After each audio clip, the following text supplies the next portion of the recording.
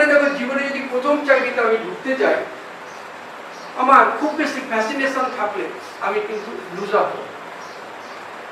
খুব বেশি যদি প্যাশন থাকবে, তোমাকে বলে তুমি একটা ইন্টারভিউ দিয়ে বলো স্যার ওইরকম কোম্পানিতে পাঠাচ্ছে, স্যার কলকাতায় পাঠাচ্ছে, স্যার 24 পরগনায় পাঠাচ্ছে, আবার হুগলি, আবার মর্নিং ডিউটি, আবার আফটারনুন ডিউটি, নাইট ডিউটিও আছে স্যার।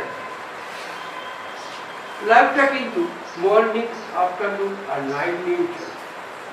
আরো কিছু কিছু সিচুয়েশনে কি নিয়ে লাইফ চলে, যারা অনেক বছর পৃথিবীতে বেঁচে আছে তাদের থেকে শুনতে পেতে পারে। এমনও সিচুয়েশন আসতে পারে লাইফের ডেফিনেশনে তুমি ভুলে গেল, এমন ক্রিটিক্যাল সিচুয়েশনে তুমি আসতে পারো। ঠিক আছে, এটা হচ্ছে লাইফ। লাইফ কিন্তু সিম্পল ইকুয়েশনে চলবে, সবসময় কমপ্লেক্স ইকুয়েশনের দিকে ও টার্নিং নেওয়ারই ওর হচ্ছে ওর ফিচার। এটা লাইফের ফিচার্স হচ্ছে কমপ্লেক্সের মধ্যে দিয়ে মুভ করবে। ঠিক আছে, বাট এটা একটা ব্যাপার, কমপ্লেক্সের মধ্যে দিয়ে যদি তোমার লাইফ মুভ করে তাহলে তুমি কিন্তু বার্ন হয়ে যাওয়ার জন্য অনেক স্ট্রং হয়ে যাবে। যেসব ছেলেমেয়েরা ছোটবেলা থেকে খুব বেশি সাফার করে আসে, অনেক সময় হয়তো তারা হারিয়ে যায়, কিন্তু কিছু কিছু লোক আসে ওই হারানোর মধ্যে থেকে একদম প্রচুর পাওয়ার নিয়ে বেরিয়ে আসে। ঠিক আছে, চলে গেল। তাহলে আমি যখন প্রথম জবটা করতে যাবো, এত কিছু চয়েস আমার থাকার কথা না। যদি চয়েস থাকে আমি ঢুকবো। ঠিক আছে, তাহলে কি করব? প্রথম 3 মান্থ 6 মান্থ বা 12 মান্থ আমার এত প্যাশনেশন থাকলে হবে, আমাকে জব ওয়ার্ল্ডে ঢুকে পড়তে হবে। প্রথম 6 মাস 3 মাস বা 1 বছর আমি জবে ঢুকবো। তাহলে আমার প্রথম জব হয়ে গেছে।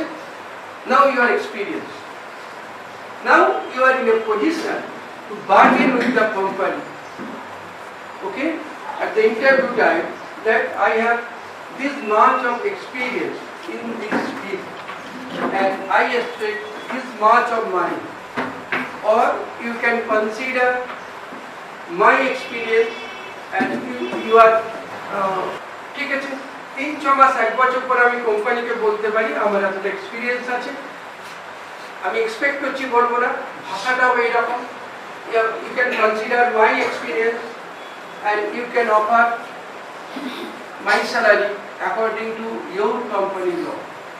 এটা হচ্ছে best language. You are not bargaining for the money, you are only expressing your opinion or your language, you are telling the language that what you have experience. Company people needs experienced man, so naturally they will pay you. এটা এই ভাষাটা হবে।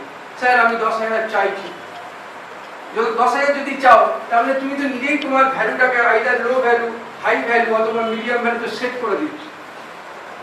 Let the other people decide your salary. That will be a good approach, and that is also a gentleman approach also. Company people likes you. অনেক সময় salary ব্যাপার নেই, বেশিরভাগ ক্ষেত্রে তুমি কিন্তু জানো কোম্পানিরা যখন ম্যান এমপ্লয়েড করে, আমরা শুধু কিভাবে ক্যারি জেনেছি আমাকে নিয়ে নেবে, তুমি এইটা এক্সেল জানো তোমাকে নিয়ে নেবে, ও হয়তো দারুণ ইংলিশ বলতে জানো ওকে নিয়ে নেবে, তা কিন্তু না। মানুষের অ্যাপিয়ারেন্স কিন্তু খুব বড় থাকে। তোমাকে যেভাবে আমি দেখছি সঙ্গে সঙ্গে কিন্তু আমি তোমাকে স্ক্যান করে নিয়েছি। আমরা যেমন কাউকে দিকে ফুল স্ক্যান করে নেওয়া, ঠিক আছে, ফুল স্ক্যান করে নেওয়া একটা জিনিস।